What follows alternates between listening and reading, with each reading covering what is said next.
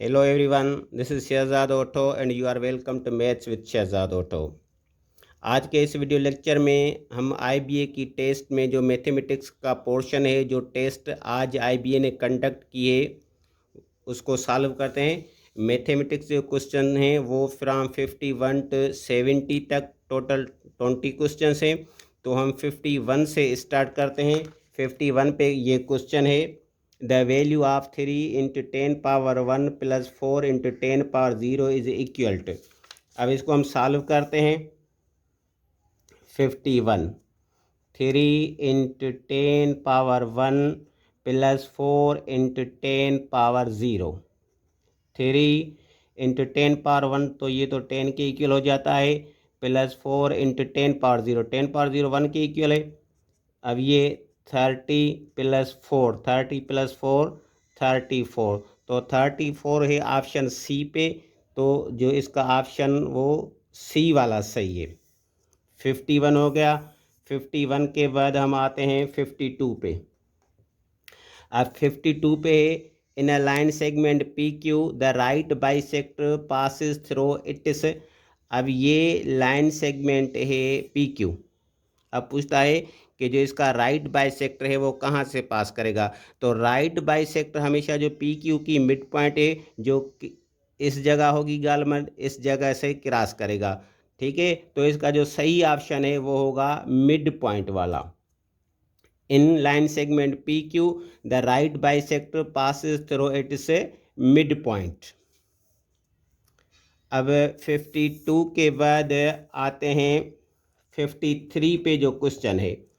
अब 53 पे क्वेश्चन है, two angles that have common vertex a common arm and no common end point in their interiors known as।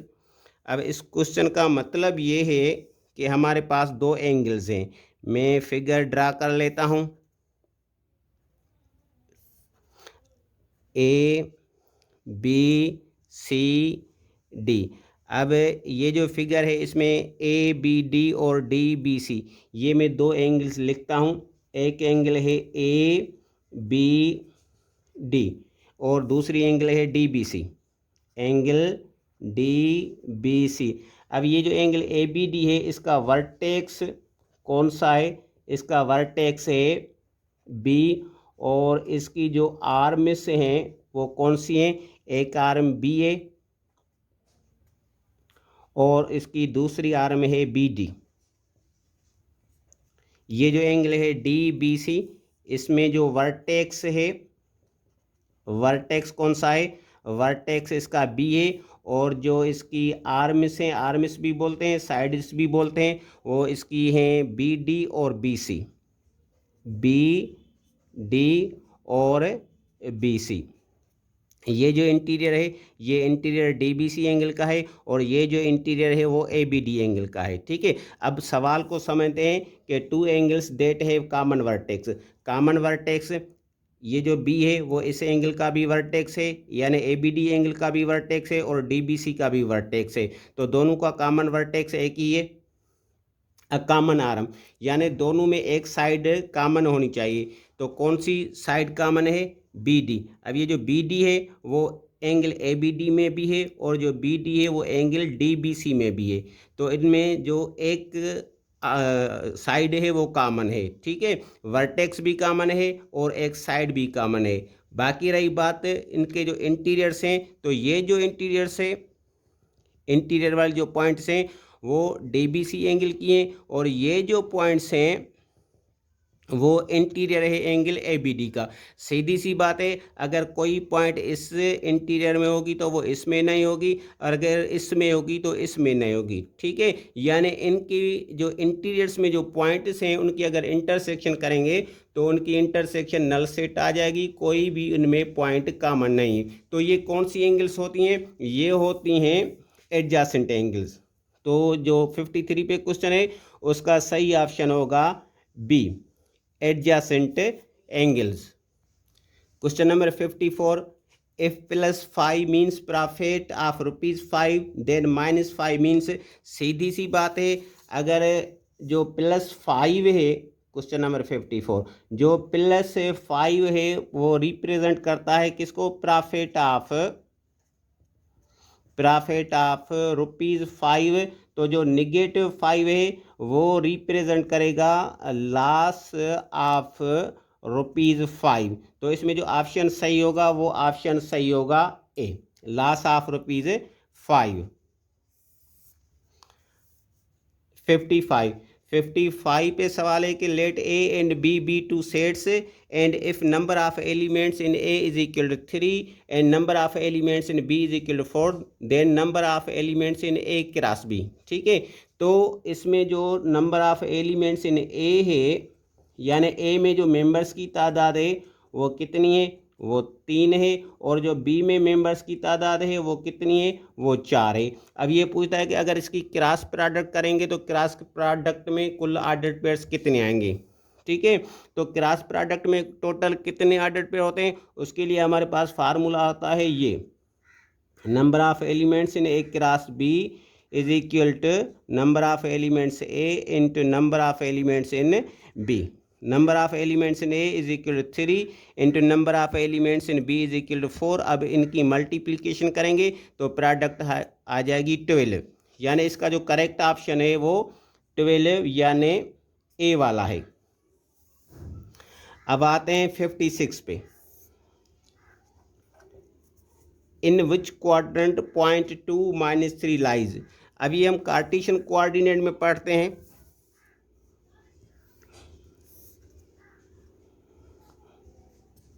ये x, ये origin, ये negative x Y और ये negative Y.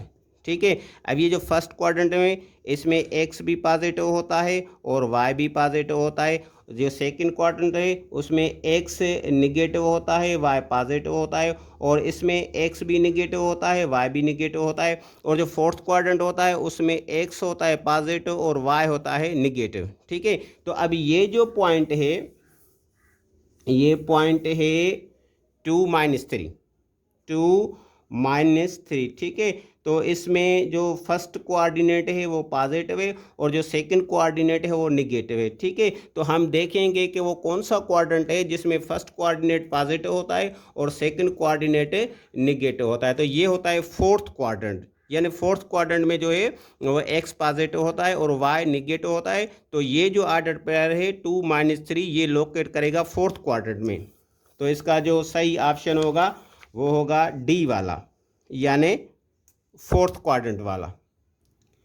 57, if a plus b is equal to 2 and a minus b is equal to 2 then value of a square plus b square। अब ये एक algebraic identity होती है matric में।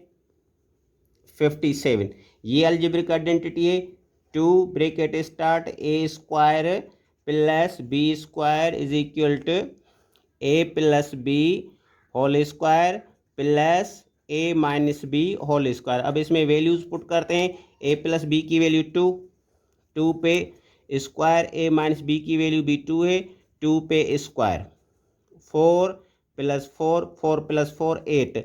अब ये 2a square plus B square, 2a square plus B square, 2a square plus B square. अब हमें वैल्यू चाहिए A square plus B square की, तो हम 2 को डिवाइड करते हैं, 2 को डिवाइड करते हैं, then value of A square plus B square will be 4। तो इसका जो सही ऑप्शन होगा वो होगा डी वाला, 4। अब 58 पे जो क्वेश्चन है 58, ए स्क्वायर माइनस बी स्क्वायर। जब हम इसके फैक्टर्स करेंगे ए स्क्वायर माइनस बी स्क्वायर के, तो इसके फैक्टर्स हमेशा आते हैं A minus B into A plus B. तो इसका जो सही ऑप्शन होगा, इसका सही ऑप्शन होगा सी वाला, A minus B into A plus B.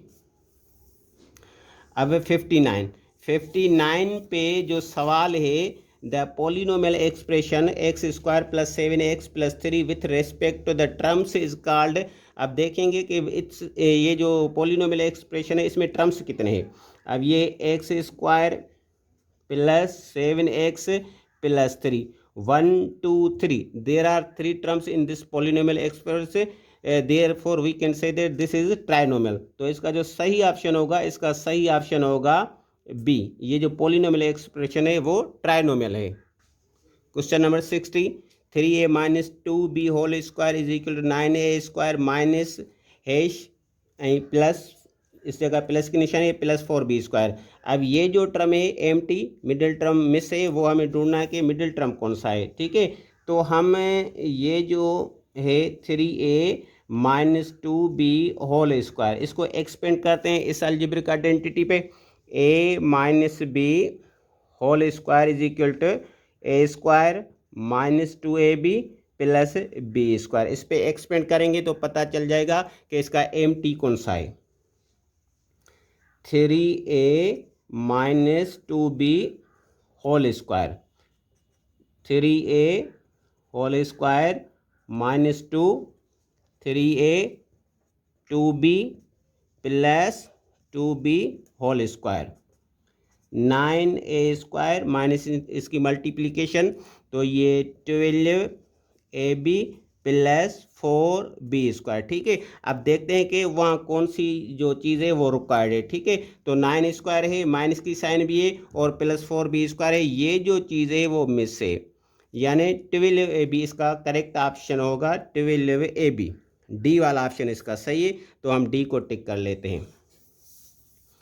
अब 61 पे जो क्वेश्चन है, x square minus x y plus y square when x is equal to minus 2 y is equal to plus 2, value of expression is. अब इसकी value क्या होगी, तो हम लिखते हैं x square minus x y plus y square.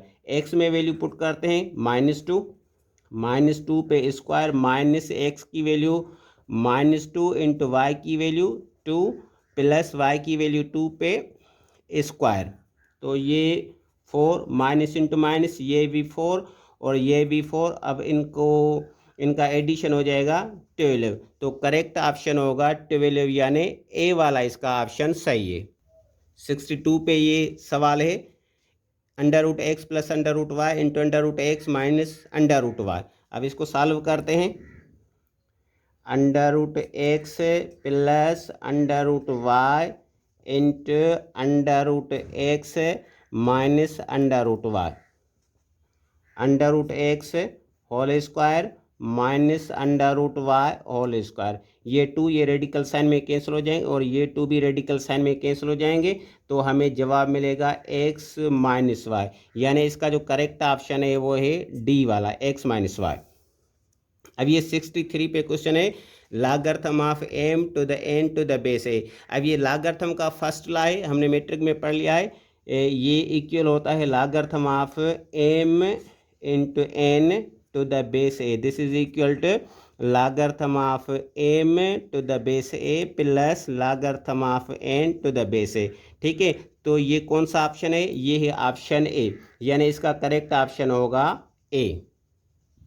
Question number 64, if x minus 2 into X plus 3 is equal to 0 then x is equal to. अब हम इसको कैसे सॉल्व करेंगे, ये है x minus 2 into X plus 3 is equal to 0। अब हम x minus 2 को इक्वल करेंगे 0 के और x प्लस 3 को भी इक्वल करेंगे 0 के, तो इस जगह x की वैल्यू हो जाएगी 2, माइनस 2 को उस साइड पे शिफ्ट करेंगे और इसमें x की वैल्यू हो जाएगी माइनस 3, प्लस 3 को उस साइड पे शिफ्ट करेंगे, तो जो x की वैल्यू हो जाएंगी वो हो जाएंगी 2 और माइनस 3। 2 और माइनस 3 कौन सा ऑप्शन है, ये ऑप्शन है सी, तो ये सी वाला इसका ऑप्शन सही होगा। Question number 65, which of the following proportions is correct if 12 is equal to p q. ठीक है, अब इसमें कौन सा जो प्रोपोर्शन है वो सही है। ठीक है, अब हम ए को चेक करें। ठीक है, अगर मीन्स की प्रोडक्ट करें तो ये 6p is equal to 2q, ये गलत है। अगर इसको चेक करते हैं तो product of means 3p and product of extreme is 4q, ये भी गलत है, ये नहीं होगा। सी को चेक करें तो product of means 2p, product of extreme 6q, ये भी गलत है। डी को चेक करते हैं तो प्रोडक्ट ऑफ मीन्स pq और प्रोडक्ट ऑफ एक्सट्रीम से 12, ये मीन्स हैं, इनकी प्रोडक्ट हो जाएगी pq और ये एक्सट्रीम से इनकी प्रोडक्ट हो जाएगी 12। तो यानी जो डी वाला ऑप्शन है वो डी वाला ऑप्शन सही है क्वेश्चन नंबर 65 का। Question number 66, the LCM of A square minus B square and A4 minus B4 is. ठीक है, अब हम क्या करेंगे, सबसे पहले इनके फैक्टर्स निकालेंगे। ए स्क्वायर माइनस बी स्क्वायर, ये क्वेश्चन नंबर 66। ए स्क्वायर माइनस बी स्क्वायर के जो फैक्टर्स हैं वो हैं A minus B into A plus B. जो सेकेंड अलजेब्रिक एक्सप्रेशन है वो है A4 माइनस B4। अब इसके फैक्टर्स होंगे A square minus B square into A square plus B square. अब इसके फर्दर फैक्टर्स हो रहे हैं A minus B into A plus B into A square plus B square. LCM का formula होता है common factors into non common factors. अब common factors कौन से हैं, A minus B A plus B, A minus B A plus B, ये common factors हैं। A minus B into A plus B, और जो इसका नॉन कॉमन फैक्टर है वो नॉन कॉमन फैक्टर ये है a square plus B square. अब इनकी प्रोडक्ट करते हैं, इनकी प्रोडक्ट हो जाएगी a square minus B square into A square plus B square. अब इन दोनों की प्रोडक्ट करते हैं, a square whole square minus B square whole square. तो ये A4 माइनस B4, तो ये ऑप्शन किस जगह है, A power 4 minus B power 4, ये ऑप्शन नंबर सी। तो 66 का जो सही ऑप्शन होगा वो होगा सी। अब आते हैं 67 पे, मेट्राइसिस वर इंट्रोड्यूस बाय। तो ये हमने मैट्रिक में पढ़ लिया है, मेट्राइसिस वाले चैप्टर में matrices were introduce by Arthur केली। तो 67 का जो सही ऑप्शन होगा वो होगा सी वाला। Question number 68, if A B is equal to B A then matrices are dash commutative to each other. अब हमें देखना है कि इस जगह कौन सी प्रॉपर्टी यूज हुई है मेट्राइसिस में। तो ये बिल्कुल सिंपल है, इस जगह जो प्रॉपर्टी है वो एडिटिव भी नहीं है, सब्ट्रैक्टिव भी नहीं है, सिंगुलर तो इसको टच ही नहीं करता। इस जगह जो प्रॉपर्टी है वो है multiplicative. A B is equal to B A then matrices are multiplicative commutative to each other. तो इसका जो सही ऑप्शन होगा वो सही ऑप्शन होगा इसका बी। अब आते हैं 69 पे। अब 69 पे है, if y varies directly as x and x is equal to 5, y is equal to 210 and x is equal to 2, then find y। अब ये जो है y varies directly as x, y varies directly as x, तो हम इसको लिखेंगे y is equal to kx। अब y की value 210 is equal to k into x की वैल्यू रखते हैं 5 को डिवाइड करते हैं, 5 को डिवाइड करते हैं तो इस जगह के। अब 210 को डिवाइड करते हैं 5 से, 210 डिवाइड 5 तो ये हो जाएगा 42, यानी k इज इक्वल टू 42। अब अगेन हमें मालूम करना है y की वैल्यू, अगेन हम लिखेंगे y is equal to kx। y, अब k की वैल्यू हमने मालूम कर ली है 42 और x की वैल्यू गिवन है 2। अब इनकी मल्टीप्लिकेशन करते हैं, 42 इंटू 2 तो इनकी प्रोडक्ट हो जाएगी 84। अब 84 देखते हैं कि कौन सा ऑप्शन है, 84 है बी वाला ऑप्शन। तो 69 का जो सही ऑप्शन होगा वो होगा b. Question number 70, 120 copies of a book cost 600 rupees, what will be 400 copies cost. ये सिंपल प्रॉब्लम है, आप इसको रेशियो एंड प्रोपोर्शन मेथड पे भी कर सकते हैं और यूनिट मेथड पे भी कर सकते हैं। हम इसको रेशियो और प्रोपोर्शन वाले मेथड पे करते हैं। तो इस जगह हम लिखते हैं कापीज़ और इस जगह लिख लेते हैं कास्ट। अब 120 कापीज़ तो इनकी कास्ट है 600, तो हमें मालूम करनी है कि 400 कापीज़ की कास्ट कितनी होगी। ये डायरेक्ट प्रोपोर्शन है, एरो नीचे आएगा, एरो नीचे आएगा। 120 ratio 400 is equal to 600 ratio a. अब ये प्रोडक्ट ऑफ मीन्स और ये product of extremes. 120 into a is equal to 400 into 600। अब 120 को डिवाइड करते हैं, 120 को डिवाइड कर लिया, तो अब एक की वैल्यू ये कैलकुलेटर पे करते हैं। 400 इंटू 600 अपान में 120, तो जवाब आ रहा है 2000। यानी जो इसका सही ऑप्शन होगा वो 2000 वाला होगा। तो 2000 वाला ऑप्शन है बी। तो जो 70 पे क्वेश्चन है उसका सही ऑप्शन होगा बी वाला। If you like this my lecture, kindly share it with your friends, and if you are still new to my channel, kindly subscribe my channel and press bell icon for notifications. Thank you.